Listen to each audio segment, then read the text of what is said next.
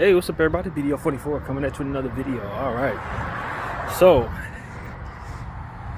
tone. I guess I'll talk about the tone of my night, which was very sad and solemn. I don't know why that, well, I have an idea, but it wasn't really nothing that I was feeling. It was just stuff I was picking up on and then went to sleep and had sad dreams, that kind of thing. But yeah, it was a lady that I follow on Instagram. I started following her a couple weeks ago. Didn't know her father was ill, but he passed this weekend. And so I've been seeing all of the things that she's been posting. And for me, it sucks in a million different ways because my mom passed away in March back in 2016. And I think, if I'm not mistaken, he did pass of cancer of some sort. My mom died of cancer as well. So I wasn't really picking up on sadness for myself. I didn't feel like nothing really, like, I felt sorry for her. I said prayers for her, but it wasn't like I was sitting up there being triggered by what she was posting. But she posted quite a bit, in regards to her feelings, and posted her dad a lot and different footage that they had.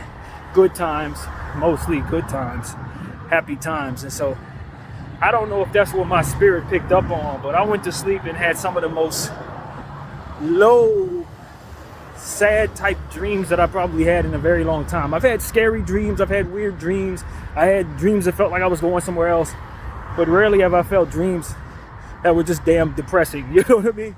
And that's exactly what I had last night. Disturbing dreams. And it was the first one was a two-parter. It started, my memory of it started with me being in my grandmother's house in Oakland in the complete dark. I can't even tell you how I knew that's where I was at. It was so dark in there. And I was sitting there in the living room by myself at her table. And it just felt like a haunted, empty place. It never felt like that then, but in the dream, that's how I felt. And, it's one of those situations where, as I was sitting at the living room table, I started saying a prayer about the energy in the room, just like I would if I was in real life. It started feeling that way. I tried to talk to God, like, to make this room feel better. And my mom appeared to me, to the right of me. And, it was one of those situations where, like, she just, like, animated there, just showed her, just appeared. And, she went into a conversation. She just started talking about how she had heard that my dad had passed away, but it was not true. She had heard it and then found that it wasn't true and was thanking God. She was like, thank God I heard that Vernon passed. And in my dream, I'm like, Vernon, my dad, right? Like, I think he did pass. In my dream, it was almost like it was very confusing to me. Like, didn't he die for real? Like, it was one of those type of situations. And then I was like, at first I felt relief, like I would if it were in real life. She had told me that, and then proceeded to tell me that it wasn't true. I felt a little relief, but then I was like, no, I can't feel this relief because there's something wrong. There's something very wrong with that. Like, he did pass, and so did you. Like, that's what came to mind. It was like, no, you. And I had to tell my mother, like, you passed away as well, mommy. She was like, no, I didn't. What you talking about? I'm right here. I'm like, no, mom, you passed. And then she had the realization of that showed up on her face. It was almost as if she didn't know she had passed. She had a white, like a headband almost over her head. I distinctly remember seeing it was a white headband over her head. It's almost like she was covering up a bandage or something, a wound with a bandage. It's almost what it looked like. Very thick white headband. But it was almost like I saw the written devastation of the realization that this, what I said, was that I believed it. Like, she really did. And I saw her sad. It was almost like she didn't know she had died. It was one of them type of situations. And I woke up out of that dream not sad at all. I woke up feeling like, man, that was rough. But the vibes that you would feel after seeing a dream like that is not how I woke up. I woke up, felt okay, got up, went to the restroom, did my little push-ups as I always do, did a stretch, went back to sleep. And the dream picked up right where it left off. the dream picked up right where it left off. I was back in my grandmother's house. This time it was more light in the room. And I had to, I was telling my mom, I was like, Mom, she was saying something along the lines of, I didn't die. What are you talking about? I didn't die. Like, she wasn't aware that she had passed away. I was like, yes, I was telling her, like, you died, cancer, back in 16. I went through that. I went through all of that. And then what I ended up having to do, which is the weirdest thing, she kept denying it. She kept denying it over and over again, like, no, I did not. And I started to get offended. I started thinking it wasn't my mom. Like, this is a demon trying to depress me. So I picked her up and I threw it up in the ceiling, threw her body up in the ceiling. Strange as hell, I'm telling y'all, that's exactly how the dream went. I literally wrapped my arms around my mother and tossed her up to the ceiling. And she came down dead. And then it was more like, that's more like it. Like, stop talking to me. I was offended. Like, get this demon out of here. My mother's not supposed to be talking to me, and she certainly isn't supposed to be expressing to me that she isn't aware that she's gone. My mother's in heaven. I wasn't accepting that. It started to become like an attack to me. So I took that body, I threw it up in the air, and it came down dead. I was like, that's more like it. It's a very, very, very weird and morbid type of dream, but it was like that was what was righteous in the dream. That was exactly how it was supposed to go. There's no way she's supposed to be talking to me, and there's no way she's not supposed to know. You know what I mean? It's not like she's walking around in some type of limbo or something like that. And so as I woke up out of that dream, feeling like that was the most bizarre thing I had ever felt, depressing dream I had ever felt, I ended up going back to sleep maybe 10 minutes after that. I felt right back to sleep. I got up, prayed a little bit, and went back to sleep. And the next dream I had, I don't remember as well, but it felt like I was in some type of dorm or something. It was weird. A lot of weird stuff happened after that. I was in a dorm with an ex-friend of mine. Not an ex-friend of mine, but somebody I used to know as a close friend that I haven't spoken with in a long time. And she was like my love interest in the dream, and we were like nude or some weird stuff like that. And she was it was almost like we were standing on this poolside, and she was hugged up with me, but somebody else, another friend of mine, was staring at us as we were hugging, and she was trying to dance on me, and I was uncomfortable with that dance. It was so weird, man. Just very weird. And then it was like that skipped away from that. We got up out of that zone. That dream just faded into something else. And then it was like wailing. People were around me were crying, deep sorrow. It was like I was in a different part of my grandmother's home, a different room in her home, and it was people sitting on the floor. It was almost like they were squatting there, but they were all like in super deep depression, as if somebody had passed away or something. And I'm just looking around like, what's going on here? I don't remember much else from that dream. It didn't make any sense, but I know it was a lot of sorrow. Just a lot of sorrow. And so I woke up out of that prayer once again. Like, I don't know why my dreams are so depressing, but I'd imagine it has to do with some of the stuff that I've been paying attention to online, and specifically that girl's bereavement, what she's going through with her dad. That felt like what it was that I was picking up on. And so for me, it was like, maybe I shouldn't be paying too much attention to what she has going on, given the fact that I've gone through something that's hitting home around this time of year. So that was weird, man. The third part of the dream, I wish I could explain it more. It made a little more sense when I woke up out of it. I waited too long to try to tell y'all what the hell happened in that dream. Now I just don't remember. But the first two were very, very poignant. And morbid and depressing and sad. And I don't know what else to say other than there it is. That's what it was. Very, very depressing stuff. But throwing my mom up to the ceiling was the weirdest thing in the world. And her coming down dead and me feeling like that's what is supposed to happen was by far the most demonic thing I think I've ever dreamed in my life.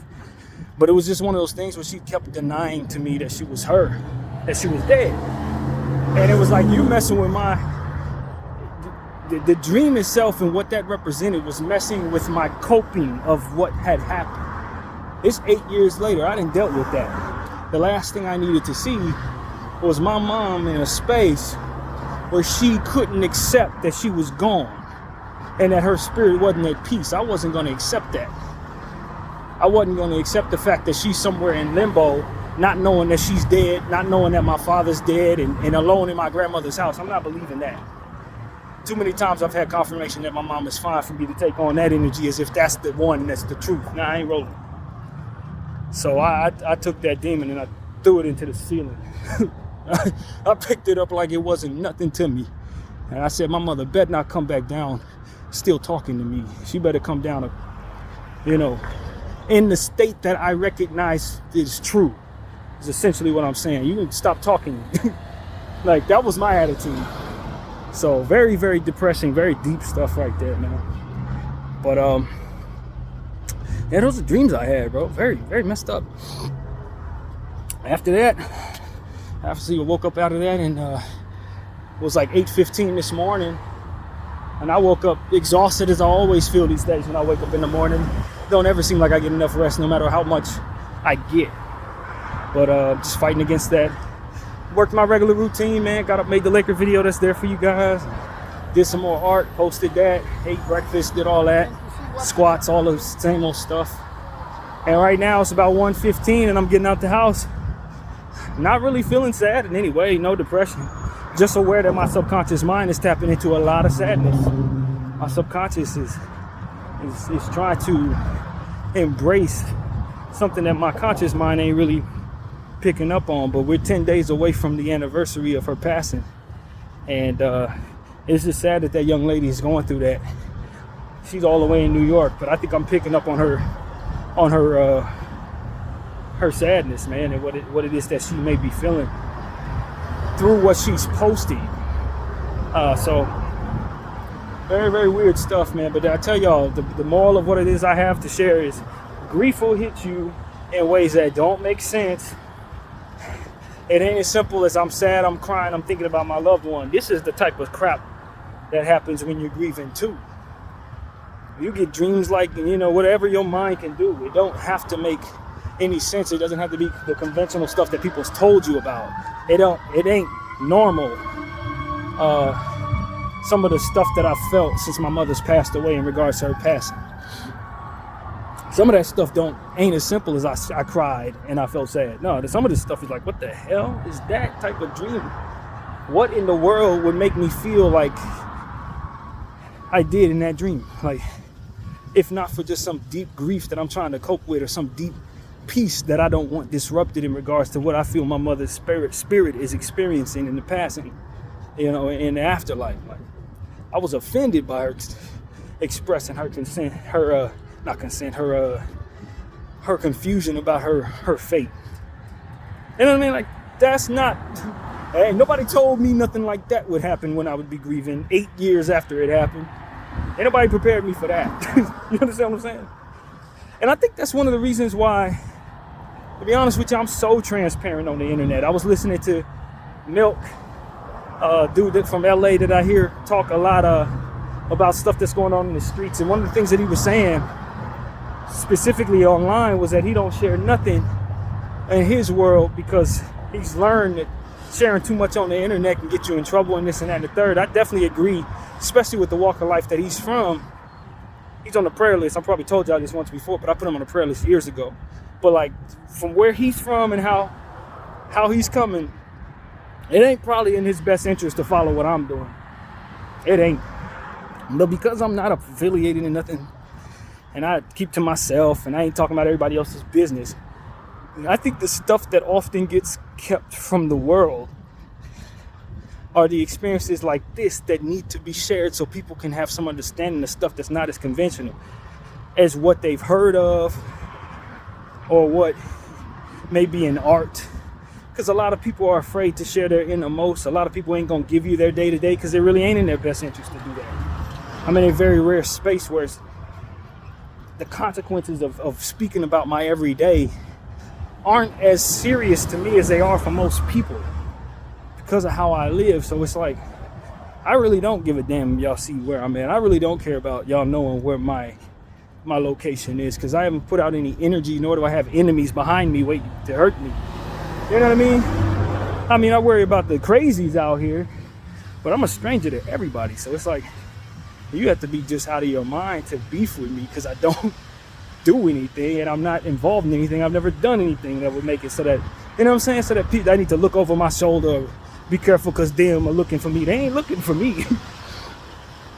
And I appreciate that about my life. It don't mean that something can't happen or that can't change, but because of how I am, I just tell you whatever I feel like telling you. It ain't too many people following me, you know what I mean? It's only like 500 people subscribe, so it's like, I'm transparent with things that I think people probably won't really hear anybody else, hear anywhere else. That's what I'm trying to say. They won't hear from anybody else. So, you know, this is the truth. It's exactly how grief is going for me in certain situations. I just wake up randomly from a dream that's just depressing and don't make no sense. You know what I mean? But everybody got to deal with it differently. Everybody has different levels of grief. Everybody has different relationships with the people they've lost, that kind of thing. And my relationship with my mom was extremely, extremely close. And there was an extreme amount of fear attached to her dying before she passed for many, many, many, many years. It was the deepest, darkest fear I had that ultimately I was forced to face. You know what I mean? That's what it was. It wasn't just me losing my mom. It terrified me for all of my childhood and most of my adolescence. And so that's what, you know, when I deal with grief, I think there's a lot of layers on top of that. And maybe some don't share, man. Maybe some don't have that type of demon in their mind that I had growing up in that way. So, you know, I share that, man. I think I'm a very unique mind in the sense that I could tell y'all stuff that you ain't gonna hear nowhere else, because I experienced stuff that nobody else probably gonna experience. But it is what it is. That's exactly how that went for me last night. And I wasn't sad waking up from it.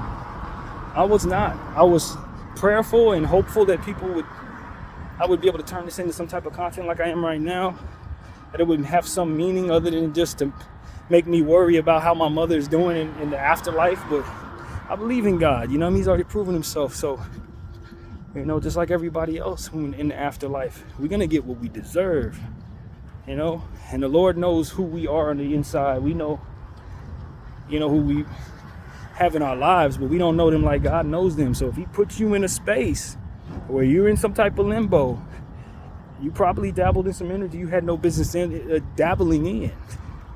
You know, I don't think my mom did that, but I would never know. Only he knows. So that's the truth about how I feel about that. But at the same time, it was like in the dream, I was like, you ain't. No, you're not gonna put this doubt in my mind. You ain't gonna have me sitting up here trying to start hurting about stuff I done already got over. Hell no. That was exactly how I approached that. And then to think that I never have two-part dreams my whole life. I've had 2 dreams that I've been able to re-enter.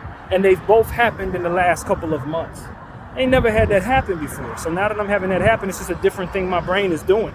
I'm the guy that will have a dream, turn over in my sleep and cut the dream off and it turn into a different dream just because I turned over. I didn't even wake up.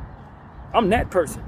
So it's like for me to wake up out of a dream, do a bunch of activities and then go back to sleep and the dream pick up, that ain't normal. That is not how I've ever lived in all my years. Never. Until just maybe in the last couple of months. So that's why I'm telling y'all, man, go through changes in life that you can't even explain, don't even understand. And that's exactly what that is for me. But you know, all in all, I had a great mom. My mother loved me. She treated me great. I don't know the darkness that she lived in before I came along, though. She told me it was some very dark darkness, you know what I mean? And so that's just the reality of it. She already told me that she had overcome some things before I got here. It was walking in some light that wasn't right type of stuff. You know, it just is what it is. People make choices as young people or hang around the wrong people as young people and influence however they are. So I don't know what the Lord wanted to do with my mother's spirit. I really don't know. I just know that during the time she was with me, she was a great woman, a great friend, how she grew into being that person, I wasn't able to see. And sometimes it takes certain things that you ain't gonna tell your son. You ain't gonna tell, you know what I mean? You're not gonna tell your family what all you did, or what all you got to overcome, or what all you survived, or what have you. You just want them to know that you ain't that person anymore. And so I don't know if that was my mom's walk or not. I really don't know. But I know she was very savvy in certain things that didn't make no sense for the person that she had been in my life, put it like that. She had been in a space where she understood certain things that I thought you could only understand if you were walking the wrong way. And I'll just be honest with you. But it is what it is, man. I was fortunate enough to have a great mom who was mature, who had already lived 38 years before I even got here, you know what I mean? It is what it is. But yeah, man, I want to share that with y'all, man. That's what happened. I don't think I share that too much with my family unless they watch my channel. I ain't gonna be calling them up telling them what I had. They try to dream, but you know what I mean? I think it would be disturbing to others in a way that it isn't disturbing to me, to be honest with you. But I'm just wired a certain way, or whatever the case may be. I hope that this didn't disturb you too much. Hope you can understand just how vast grieving can be in your life, especially if you're creative and you have a lot of facets to your mind. It can get weird. It can get really strange. So that's pretty much what I want to say in regards to this video. This is video 1000. I didn't want this to be therapy session 1000, but this is just how it fell together. And you know, this, as you guys know, I don't do the celebration. Oh my God, it's my 1000th video. That's not how this works. Not at all. We ain't really celebrating anything in these therapy sessions. This is about whatever's in the moment, giving it to you exactly as it is. So the fact that we hit 1000 is a milestone, but it ain't one that I'm thinking too much about when I'm making the video. You understand? This is not. But I do appreciate everybody who's been supporting these videos, and I would think that the Lord has intentions of making them age well, or at least last. So that's my intention. I don't really care about numbers today. It's more so about people finding them 100, 200, 300, 7,000 years from now, and hopefully deciphering the language and then learning the spirit behind the person who was speaking and what he was going through. That's the plan. And that's not about today's views. I don't care about views at all, and you guys know that. But I do appreciate just the same that you can enjoy this today and everything that I do. But I'm the opposite of everybody who's trying to do this, basically. I don't really care. I think I'm probably benefit more from less people paying attention to me right now. It allowed me to fly under the radar and do what I do with transparency without having to worry about who's offended or who's gonna silence me or what have you. That's why I haven't really hashtag anything or collaborate with anyone, because I want to be under the radar. I feel I'm supposed to. So you guys will know of me when it's time. I think the Lord will make me who he wants me to be. I don't want to assume that it's about my exhaustion in any way, but there's a lot of stuff here that I think the whole world is supposed to see someday. If not this generation, generations in the future. So that's pretty much what it's about, man. My name is BDF 44. I thank you all for watching. I'm out.